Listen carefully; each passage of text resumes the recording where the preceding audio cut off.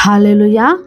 దేవాది దేవుని నామంలో ప్రియ సహోదరి సహోదరులందరికీ హృదయపూర్వకమైన శుభాభివందనములు. అందరూ బాగున్నారండి?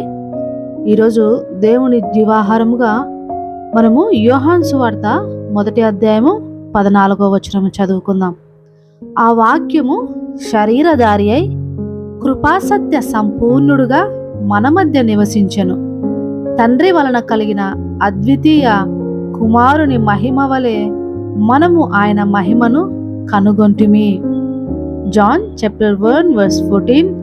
And the word was made flesh and dwelt among us, and we beheld his glory, and glory as of the only begotten of the Father, full of grace and truth.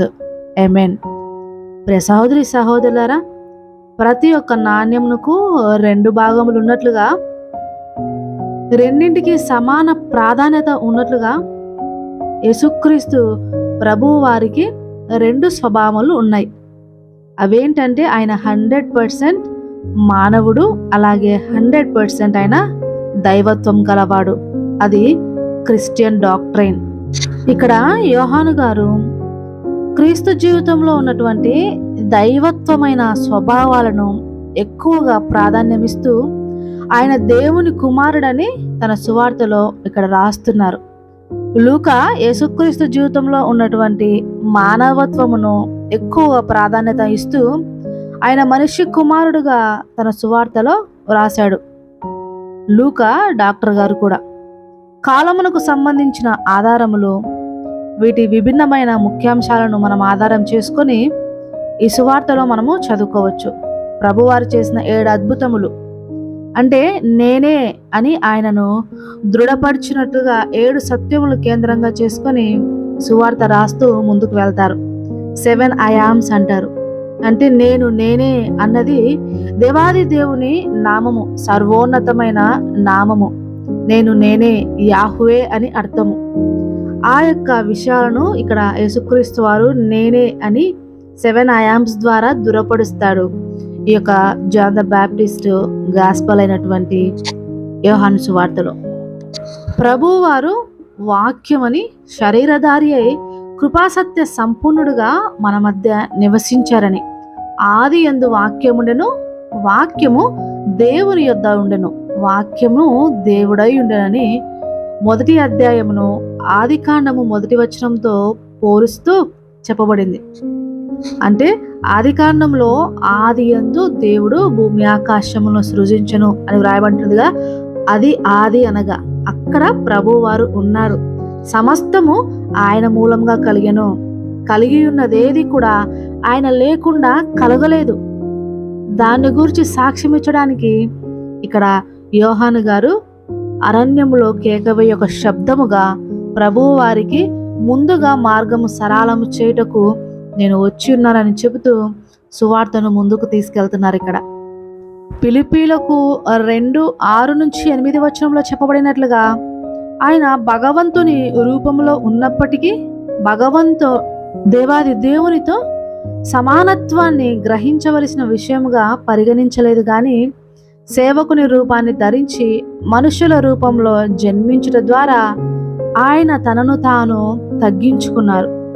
మరియు ఆయన మానవ రూపంలో కనిపిస్తూ ఆయన మరణానికి, శిలువ మరణానికి కూడా విధేయుడుగా మారడం ద్వారా ఆయన తన యొక్క విధేయతను పూర్తిగా తండ్రికి కనపరుచుకున్నాడు.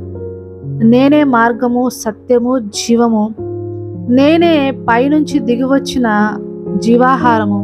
ఎవరైనా ఈ రొట్టె తింటే, ఈ గిన్నెలోనిది తాగితే అతను నిత్యము శాశ్వతంగా జీవిస్తాడు అని ప్రభువు వారికి మన సెలవిచ్చి ఉన్నారు. 1 కొరింథీయులకు రాసిన పత్రిక 15వ అధ్యాయం 47వ వచనం ప్రకారము మొదటి మనిషి, మొదటి ఆదామైతే రెండవ ఆదాము, రెండవ మట్టి మనిషిగా ఆయన స్వర్గం నుంచి వచ్చాడు. మొదటి ఆదాము ద్వారా పాపము ఈ లోకానికి సంక్రమిస్తే, రెండవ ఆదాము ద్వారా మనకు రక్షణను దేవుడు తీసుకొని వచ్చాడు మానవునిగా.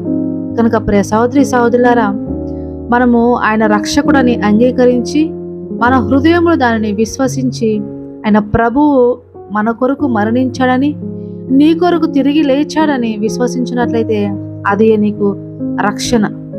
ప్రతి ఆత్మ కూడా దేవుని యొద్ద నుంచి వచ్చింది. ఆయనను ఒప్పుకొని ప్రతి ఆత్మ దేవుని యొద్ద నుంచి వచ్చింది కాదు, అది క్రీస్తు యొక్క విరోధి ఆత్మ. కనుక మనము ఎప్పుడైతే వాక్యం వింటున్నామో, ఈ యొక్క వాక్యములను ఎప్పుడైతే నువ్వు గ్రహించగలుగుతున్నావో, అదియే రాకడ సమయము, ఇదియే రక్షణ దినము, ఇదియే అనుకూల సమయమని నీవు వెంటనే గ్రహించి మారు మనసు పొంది దేవుని పాదాల దగ్గరకు వచ్చినట్లయితే దేవుడు నీకు నిత్యత్వాన్ని ప్రసాదించడానికి సిద్ధంగా ఉన్నాడు. మన జీవితం అంతా వెచ్చించినప్పటికీ కొనలేని రక్షణను, సంపాదించలేని రక్షణను ఆయన మనకు ఉచితముగా అనుగ్రహించి ఉన్నాడు. ఆయన మన వలె ఈ లోకంలో జీవించినప్పటికీ పాపము లేనివాడిగా మనందరికీ ఏ విధంగా జీవించాలో మాదిరి చూపించి వెళ్ళి ఉన్నాడు. నేటికి సజీవుడిగా, కృపాసత్య సంపూర్ణుడిగా, పరిశుద్ధాత్ముడిగా మన మధ్య కార్యములు జరిగించుతూనే ఉన్నాడు.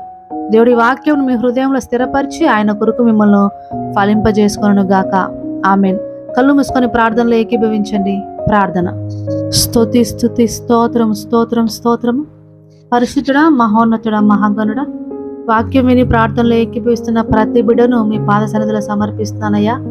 నీ యొక్క కృపలో బలపరిచి మీ మాదిరిని ప్రభువా ఈ లోకంలో అనుసరిస్తూ మీరు మా కొరకు అనుగ్రహించినటువంటి రక్షణను చేరుకొనుటకు నాయన అనేక మందిని మీ వైపు తిప్పుటకు ప్రతి ఒక్కరిని వాడుకోనండి.